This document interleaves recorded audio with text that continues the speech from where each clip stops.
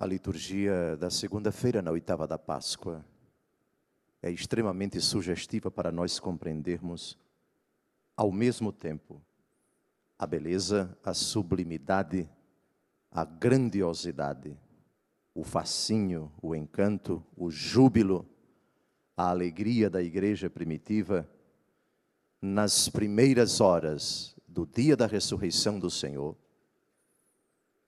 E o relato do Evangelho de hoje é prova disso. Mas, ao mesmo tempo, já a maquinação do poder das trevas, com todos os antônimos respectivos das palavras que eu utilizei ainda há pouco: a fúria, a indignação, a revolta, a raiva, a mancomunação do poder das trevas, no sentido de combater furiosamente a Igreja de Deus, portadora desta alegre notícia e destinatária da mensagem que o ressuscitado dirigiu às mulheres, aos apóstolos, etc. Aqui nas leituras que nós acabamos de ouvir, vislumbra-se com toda clareza aquela cena descrita no capítulo 12 do Apocalipse de São João. Um grande sinal apareceu no céu. Uma mulher vestida de sol, coroada de estrelas, tendo a lua debaixo dos seus pés, e estava grávida, prestes a dar à luz. Mas um outro sinal aparece no céu, um grande dragão vermelho, que se colocou diante da mulher para devorar a criança tão logo ela nascesse. Mas essa cena do capítulo 12 do Apocalipse de São João ilustra a profecia do Senhor Deus no monólogo com a serpente no capítulo 3 do livro do Gênesis. Porém, inimizade entre ti e a mulher, entre a tua descendência e a dela. Ela esmagará a tua cabeça, enquanto tu lhe ferirás o calcanhar. Vocês perceberam no Evangelho de hoje que Jesus dá uma ordem e o diabo dá uma outra muito parecida? Que Jesus tranquiliza a igreja, mas o diabo também tranquiliza aqueles que estão a serviço dele. É impressionante. Acompanhem com atenção o evangelho que acabamos de ouvir. Alegrai-vos, disse Jesus às mulheres que haviam partido depressa do sepulcro. Elas estavam com medo. De repente, Jesus vai ao encontro delas e diz: alegrai-vos. As mulheres se aproximaram, prostraram-se diante de Jesus, abraçando seus pés. Então Jesus disse a elas: não tenhais medo. Muito bem. Então agora vamos ver o outro lado da moeda. Vamos ver qual é a reação do poder das trevas. Quando as mulheres partiram, alguns guardas do túmulo foram à cidade e comunicaram aos sumos sacerdotes tudo o que havia acontecido. As mulheres partem cheias de alegria para anunciar a verdade. Os soldados partem preocupados para comunicar às suas autoridades o que aconteceu. Os sumos sacerdotes se reuniram com os anciãos, deram uma grande soma de dinheiro aos soldados. Não vos preocupeis. Jesus diz para as mulheres: não temais, ou não tenhas medo. E as autoridades dizem para os soldados: não vos preocupeis. Dizei que os discípulos dele foram durante a noite, roubaram o corpo, enquanto vós dormíeis. Se o governador ficar sabendo disso, nós o convenceremos. Vocês se lembram de alguma frase de Jesus, onde ele utiliza o verbo convencer? Quem souber, levante a mão para ganhar uma passagem a pé para Maceió, daqui a pouco, a minha terra. É exatamente no capítulo 15 e no capítulo 16 do Evangelho de São João, onde Jesus diz: importa que eu vá, porque se eu não for, o Paráclito não será enviado. E quando ele for enviado, ele convencerá o mundo acerca do pecado, acerca da justiça, acerca do juízo. Acerca do pecado, que consiste em não crer em mim. Acerca da justiça, porque eu vou para o Pai. E acerca do juízo, porque o príncipe deste mundo já está condenado. Lembram disso? Olha o verbo que Jesus utiliza: convencer. O Espírito Santo convence o mundo. O diabo tenta convencer os idiotas, os trouxas, os patetas. Reparem, o governador vai ser fruto de uma trama, vai cair no engodo, no laço de Satanás, vai se deixar levar pelos seus asseclas, pelos seus súditos, e vai ser, aspas, convencido. Repito, se o governador ficar sabendo disso, nós o convenceremos. Não vos preocupeis. Ou seja, se a notícia que está sendo espalhada pelos cristãos, nós não podemos impedir, mas vamos tentar desvirtuá-la. Vamos espalhar toda sorte de mentiras. Não vos preocupeis. Segunda-feira, na 8ª da Páscoa, é o dia de o demônio tentar tranquilizar aqueles que são seus.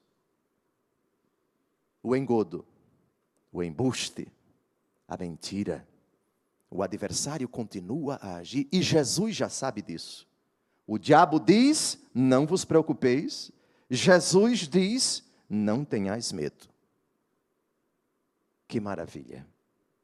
Os soldados pegaram o dinheiro, agiram de acordo com as instruções recebidas, e assim o boato espalhou-se entre os judeus até ao dia de hoje. Então, Jesus, simplesmente com a verdade, ele é a verdade, a objetividade dos fatos, o ressuscitado apareceu às mulheres, tranquiliza, atenção, a tranquilidade que brota do ressuscitado, mas existe uma tranquilidade do inferno. Não vos preocupeis, está aqui o dinheiro.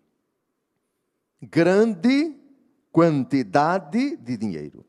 Deram-lhe uma grande soma de dinheiro aos soldados, para afagar a sua consciência, para estimulá-los na prática da mentira. João 8,44, quando o demônio mente, fala do que lhe é próprio, porque é mentiroso e pai da mentira. Em 2000 anos de cristianismo, a igreja precisou conviver com toda sorte de mentiras. Os primeiros séculos da igreja estão cheios de heresias, de deturpações, de falácias, de embustes, de deturpações grotescas, horrorosas, muitas delas sutis. O que é a heresia? É a tentativa de interpretar, de subverter, de deturpar, de mascarar, de descaracterizar a obra de Deus, o anúncio do Evangelho. Não por acaso, o Senhor Deus no profeta é chamado de Santo, Santo, Santo. Aquilo que rezaremos na missa daqui a pouco, aquilo que celebramos, que professamos em todas as missas, Santo, Santo, Santo. 7, que é o número da perfeição, é o símbolo da santidade. 7 sacramentos, 7 dons do Espírito Santo, 7 dias da semana, 7 taças, 7 livros, 7 selos, 7 igrejas do Apocalipse. Para a igreja, o número 7 é extremamente sugestivo. Adivinhem onde o diabo chega? Ele não chega no 7, porque o 7 é perfeição, ele chega no 6.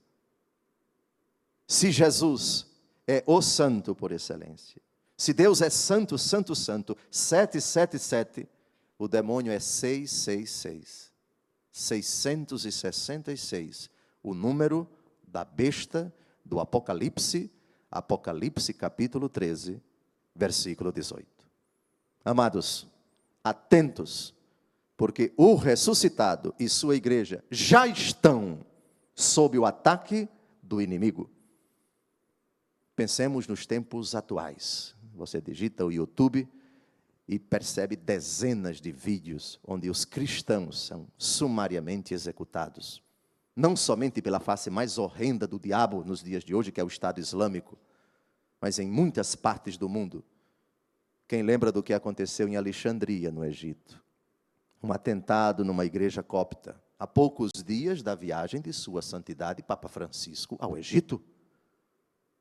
É um verdadeiro aparato de segurança. O Papa, para poder visitar um país, precisa mobilizar, exige-se para garantir a integridade física do Papa que todo um aparato de segurança seja garantido, porque ele, representante de Cristo na terra, é ameaçado pelo simples fato de crer em Jesus. Sim, é verdade. Hoje o demônio continua a dizer: não vos preocupeis, providenciaremos um ataque terrorista para destruir os cristãos. E teremos que conviver com isso até ao fim da história. Jesus, no Evangelho, não tenhais medo. O diabo, não vos preocupeis. Jesus, ide anunciar aos irmãos que se dirijam para a Galileia. Lá eles me verão. Enquanto que o diabo diz aos soldados que pegaram o dinheiro: dizei que os discípulos dele foram durante a noite e roubaram o corpo. Deturpem, inventem, anarquizem, façam filmes para deturpar, para ridicularizar a igreja. Digam que tudo foi um embuste. Diga que a história não foi essa que se encontra nos evangelhos. Diga que a igreja é uma embusteira. Nós sabemos, nós cristãos, sabemos perfeitamente, conhecemos as intenções de Satanás. E Jesus, diante de tudo isso, desses ataques impiedosos, que não cessam de acontecer e recrudescerão sempre mais, tranquilos hoje estamos diante do ressuscitado. E dizemos como o salmista: guardai-me, ó Deus, porque em vós me refugio. O Senhor que me aconselha faz do meu coração uma festa.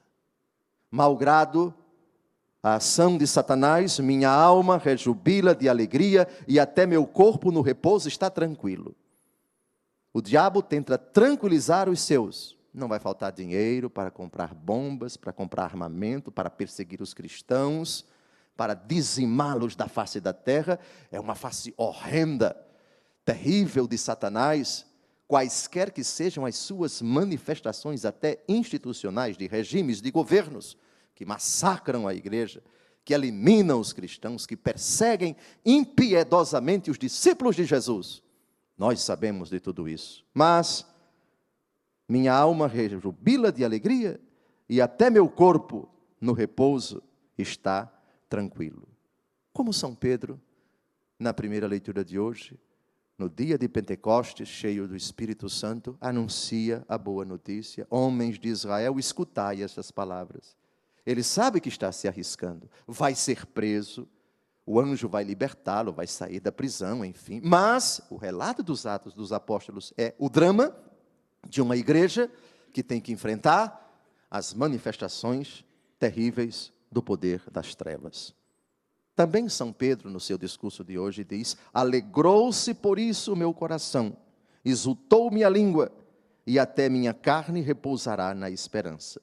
Ele está citando aqui o salmo que nós acabamos de ouvir.